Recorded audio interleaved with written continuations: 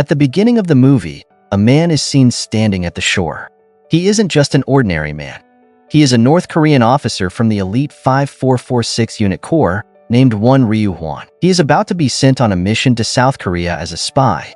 An unknown colonel explains the gravity of the mission, stating that even Ryu-hwan's life is insignificant compared to the mission's success. In the other word, this officer is being sent to his death, and he also mentions that if they were to meet again, they would likely be enemies, and only one of them would survive. This colonel is none other than Kim Tae-won, the training instructor of the 5446 unit. 2 years later, in South Korea, Ryu-hwan has assumed the role of Dong-gu, a clumsy and foolish character in a small local town. Following the colonel's instructions, he must blend into South Korean society and observe everything around him. Despite being a highly trained operative skilled in martial arts, he's also proficient with all types of weapons. Ryu-hwan faces constant mockery from the rowdy local children, who often throw stones at him and make fun of him. An old granny takes him in, and Dong-gu works for her at her convenience store as part of his cover. Despite his deep cover, this top-secret agent is plagued by doubts about his mission. Every morning, he irritates his nasal passages to simulate a runny nose, clumsily tumbles down the stairs to appear awkward, and the kids often steal soy sausages from him, thinking he doesn't notice. However, Dong-gu remembers everything and keeps track of the stolen snacks. A local woman named Ran frequently visits the store. She is known for wearing revealing clothes, and her charms throw Ryu-hwan off guard, though he manages to maintain his idiot facade. However, there is one person in the neighborhood who is aware of Dong-gu's true identity, Soo Sang-gu. Sang-gu works as a delivery man for his cover. He is also a North Korean agent. Dong-gu reminds Sang-gu of his duty to North Korea, ensuring he doesn't entertain thoughts of betrayal. For his work, Dong-gu receives a modest salary, which he keeps in a tin can from a popsicle. He is proud to have saved $4,573 during his mission and imagines returning to North Korea as a millionaire. Among the locals, Dong-gu is known as a harmless simpleton. He is particularly fond of a girl named Yoon Yoo-ran. However, her younger brother, Yoon Yoo-jun, often bullies Dong-gu to keep him away from his sister. One evening, when it's raining, Dong-gu embarks on a bizarre mission to strengthen his fool's image by engaging in public defecation right in the middle of the neighborhood. He never expected that among the passers-by, there would be Yoo-ran, the girl he likes. This completely disheartens our hero. The next day, the usually friendly Yoo-ran avoids him, while her brother Yoo-jun knocks him on the head from behind, calling him a dirty scumbag for defecating on the road. Dong-gu falls to the ground, pretending to be hurt, to avoid further confrontation. Cho Do-suk, the son of the granny who took Dong-gu in, treats him like an adopted brother, takes it upon himself to teach Dong-gu how to fight so that no one bullies him anymore. During a practice session, Dong-gu instinctively lands a perfect jab, followed by an incredible uppercut that sends Cho Do-suk flying. But all this was his imagination. However, Dong-gu quickly returns to his fool persona, continuing to pretend he is a nerd. Later, Soo Sang-gu hands him an envelope containing a photo of his mother, whom he hasn't seen in years. His mother is the only link Dong-gu has to North Korea, and the reason he dares not forget where he comes from. Dong-gu regularly writes letters to his mother, hoping to someday deliver them to her. One day, while Dong-gu and his so-called foster brother are delivering groceries to a customer, Dong-gu notices signs of an intruder and suspects something is amiss. As a top-secret officer, he concludes that a spy has settled in the neighborhood and needs to determine whether the spy is an enemy or an ally. During his evening workout routine, a man with golden hair, resembling a K-pop idol, approaches Dong-gu. They engage in a fight that looks more like friendly sparring, after which they reminisce about their teenage years in the North Korean training camp. The golden-haired guy turns out to be a commander of a unit from the same squad as Dong-gu, and they regularly competed against each other. The golden-haired man, named Hae-rang, compliments Dong-gu, saying his skills haven't gotten rusty at all. However, the arrival of his comrade raises many questions for Dong-gu and wonders why another agent was sent to where he was. The next morning, Dong-gu shadows his comrade to gather more information. He successfully conducts surveillance and sees how Hae-rang tries to audition for a local rock group. However, his North Korean guitar playing skills are only enough to compete with first graders, making him look unpresentable among the other contestants.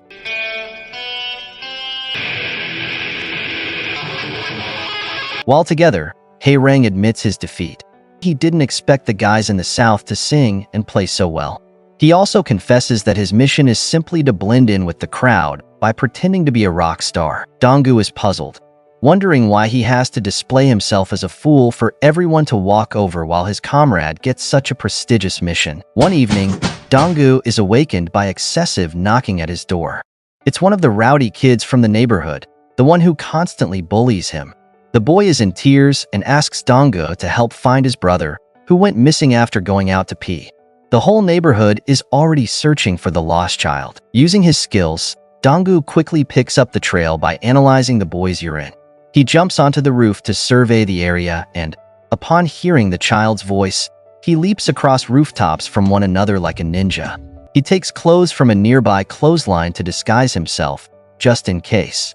In the end, Dong-gu finds the boy in a barber's house. After overhearing their conversation, Dong-gu deduces that Mr. Park, the barber, has a crush on the boy's mother and is trying to establish a relationship with her children. Meanwhile, other residents arrive and mistake Dong-gu for a pervert who kidnapped the child. They pursue him, but Dong-gu manages to make a quick escape thanks to his impeccable physical skills. The boy is reunited with his distraught mother, and Mr. Park becomes the hero for rescuing the child from the so-called kidnapper. The next day, the South Korean Special Service interrogates a North Korean defector spy. The defector reveals that 16 years ago, a special squad, 5446, was created, consisting of the best soldiers trained to fight to the last breath. These soldiers were selected from tens of thousands of North Korean troops to form a unit dedicated to infiltrating South Korea.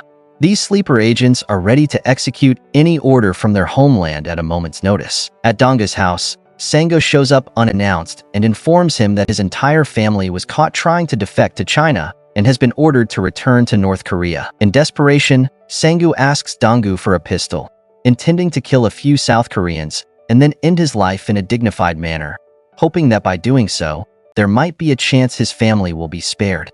Dong-gu, however, refrained him from doing anything reckless and told him to maintain his composure. As a lieutenant, Dong-gu issues an unthinkable command, suggesting that might be better ways to save his family.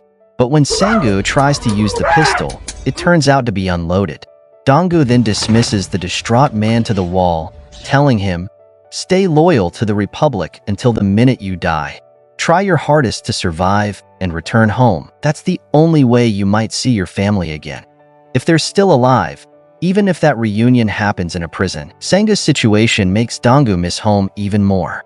That evening, Dong-gu writes another letter to his mother, confessing that he may not return to North Korea alive.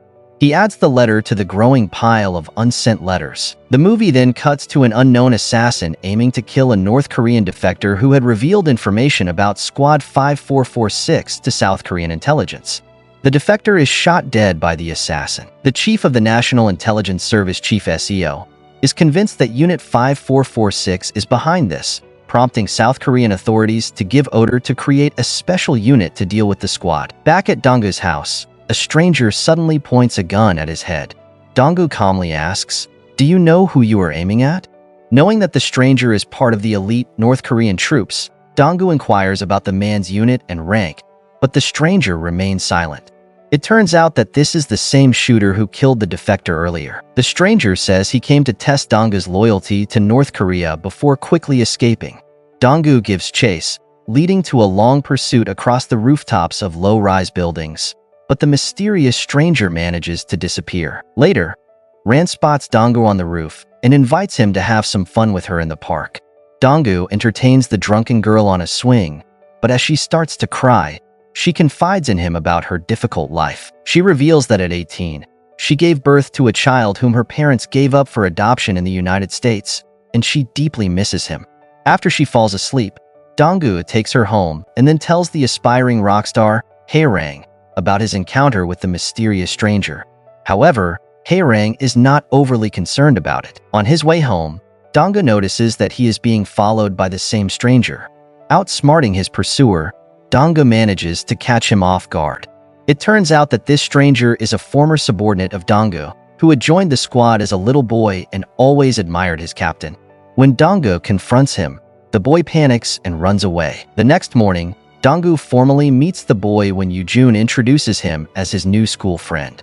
The young North Korea spy, named Ha-jin, is undercover in South Korea as a high school student, and his mission is to establish friendly relations with Yoo-ran's brother, Yoo-jun. Donggu starts to wonder why two new spies were sent to this small local town. He soon realizes that someone else has replaced Sang-gu as the local delivery man. That evening, Donggu approaches Ha-jin and tries again to find out about his goals in South Korea. Ha-jin explains that he was sent to replace Su Sang-gu and says he rescued him from ending his life. Donggu then notices someone approaching, forcing them to hide. It turns out to be Yoo-ran's employer, who is trying to take advantage of her. Witnessing the blatant harassment, Donggu becomes annoyed and asks Ha-jin to intervene. However, Ha-jin refuses, saying, "Why should I help that South Korean girl?" He even wonders if Donggu has developed feelings for her. Donggu quickly comes up with an excuse, saying, "It's not for her. She's Yoo-jun's sister. You need to win the family's heart to gain his full trust." They then kidnap the employer and dress him in the bizarre clothes Donggu wore when he was mistaken for a pervert.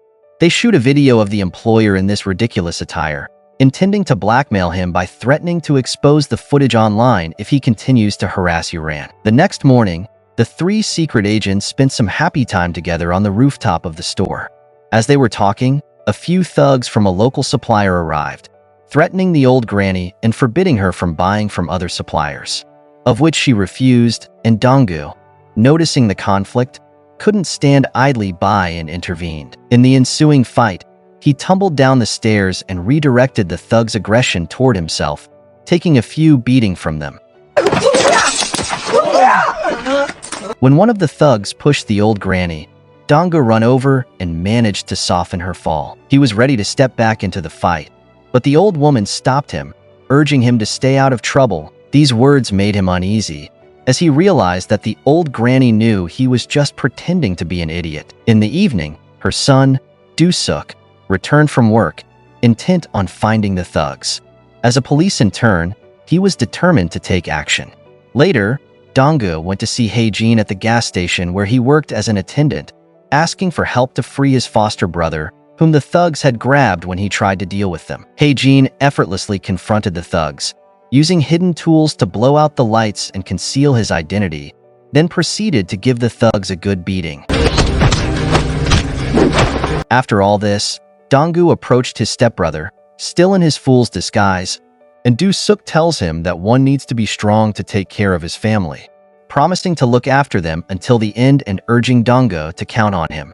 However, Donggu, in his mind, made jokes about him. The next day, during a meal hosted by the old granny with neighbors, Donggu reflected on his past difficulties during training, unlike his attachment to the neighbors, and feared that this environment might change him. In North Korea, the minister is seen with the chief colonel, where he informs him about the unification of the two Koreas nation. However, the minister fears that the presence of the 5446 agents in the south could derail the rapprochement. Therefore, the minister orders all the spies in South Korea to be withdrawn, then all their documentation to be destroyed, and labels them as traitors to the Republic, decreeing that they should be executed. However, the colonel requests that the spies be given a chance to die as heroes rather than traitors, promising to give them the order to self-destruct in South Korea. The minister seeks assurance from the colonel, who promises to personally kill anyone who defies the order. The spies' carefree life in the South comes to an end when they receive the order to self-destruct.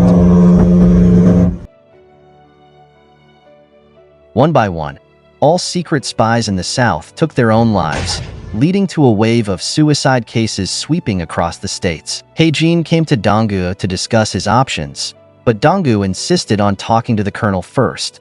However, Ha-jin considered this insubordination and pointed a gun at Donggu. Ha-rang appeared, telling Ha-jin not to be stupid and ordering him to put the gun away. Eventually, things got heated between the three spies. Ha-jin was overpowered, and he tried to escape the area. However, while rappelling down the building, Ha-rang aimed to shoot him dead, but he was stopped by Donggu. At some point, Donggu caught up to Ha-jin. Donggu was ready to commit the unthinkable and obey the order, but he wanted to know if the Republic would take care of his mother before carrying out the task. Meanwhile, the chief of South Korean Special Forces was troubled by the mass deaths overnight. He spoke to his superior on the phone, knowing there were 3 North Korean spies left to follow the order, but the leadership ordered him not to intervene because all they cared about was the unification of the 2 states. However, Chief Seo couldn't leave it like that and intended to save the remaining spies. Chief Seo manages to find Dong-gu. He advises him to desert the country that has abandoned him. It turns out that Chief Seo was also part of the 5446 squad, but he defected to South Korea. He can't stand seeing young people lose their lives. But when Dong-gu refuses, Chief Seo threatens to arrest him. However, Hae-jin arrives and attacks Seo, prompting him to flee. Hae-jin pursued him, but the South Korean Special Forces managed to capture him and remove a tracking device that had been secretly planted on the Squad 5446 members. As Dong-gu planned to follow the pursuit, he noticed Soo Sang-gu, who revealed that he had run away while returning to North Korea and asked Dong-gu to protect him. Dong-gu decided to end his mission. He tossed the pager into a broken bottle filled with water and went to the barber to cut his hair. He then appeared before all the people who had become dear to him, revealing his true personality. He said wise words of farewell to Yuran and her younger brother Yoo-jun, who often hit him from behind but failed this time. He advised Yoo-jun to stop meaningless fights and focus on his studies if he truly wanted to take care of his sister. Dong-gu bid farewell to the old granny who had taken him in, and she gave him a backpack containing the clothes Dong-gu wore when he first landed in the south. Later, Dong-gu handed over all his savings to Ran and gave her a note with her child's address in the United States. The chief instructor of the 5446 squad lands in South Korea, embarking on the assignment of eliminating the defiant spy. However, Dong-gu knocks down the special unit officer who had been tailing him and used his microphone to get in touch with Chief Seo, asking him to look after Hae-jin. However, Chief Seo informed him about the arrival of the North Korean colonel and the GPS devices planted on their bodies. Dong-gu suggested to Hae-rang that they go to a deserted place to avoid putting the local residents in danger. During the NIS interrogation, Hae-jin learned that their chief trainer was in the state. He promised Chief Seo to renounce his homeland, but, in return, asked to be taken along to help save his commander. Meanwhile, the colonel used a tracking device to locate Dong-gu in an abandoned building. The colonel instructed him to carry out the order, and Dong-gu was ready to comply, but first wanted to know if the Republic would take care of his mother. The colonel's silence on this question revealed everything Dong-gu needed to know, leading to a fierce combat fight mixed with a shootout. Dong-gu was kicked out of the building's window, and local kids, thinking he was about to defecate in public again, approached him, concerned. The colonel's assistant jumped down and shot at them, but Dong-gu managed to save the kids. Hae-rang arrived just in time, ran over the assistant, and took Dong-gu away with the kids, dropping them off near their home. They headed to a secret location, an abandoned building. However, Dong-gu had asked Soo Sang-gu to bring weapons from his house to the abandoned building earlier. And when Soo Sang-gu handed them a bag, they opened it only to find it filled with bricks. Realizing that Soo Sang-gu wasn't on their side, he confessed that his true mission was to keep an eye on the spies to ensure they didn't betray the Republic. Soo Sang-gu, a professor of political philosophy, had predicted that Unit 5446 would betray the Republic, and he was sent to spy on them to prove his claim. He orders his men to take them down, but to their surprise, the pistol turns out to be unloaded, leading to an intense battle. After taking down all of his men, Dong-gu wondered if he was doing the right thing by defecting from a country that had cared for his mother. However, Soo Sang-gu revealed that all the families of Unit 5446 members were imprisoned in camps when they joined the unit. He also implied that Dong-gu's mother might have been executed, as he was no longer useful to the state. Overwhelmed with grief, Dong-gu attacked Soo Sang-gu, but suddenly, snipers started shooting at them, forcing them to flee to the rooftop. At that moment, the colonel and his assistant arrived outside the abandoned building. Also, the South Korean Special Forces shows up, and they were forced to hide as the North Korean snipers continued firing at them. Hae-jin, who had been taken by the South Koreans, managed to escape from the car thanks to his impeccable skills and eliminated several North Korean snipers to save his captain. Afterward, he spoke to Chief Seo, urging him to go and save his captain. Meanwhile, Hei Rang and Donggu converged to the rooftop to escape. However, the ruthless colonel caught up with them, accompanied by his men. An intense and unavoidable fight ensued. After the colonel's men were defeated, the colonel himself engaged in one-on-one combat with Donggu. His superior fighting techniques easily overpowered them, and he knocked Donggu down.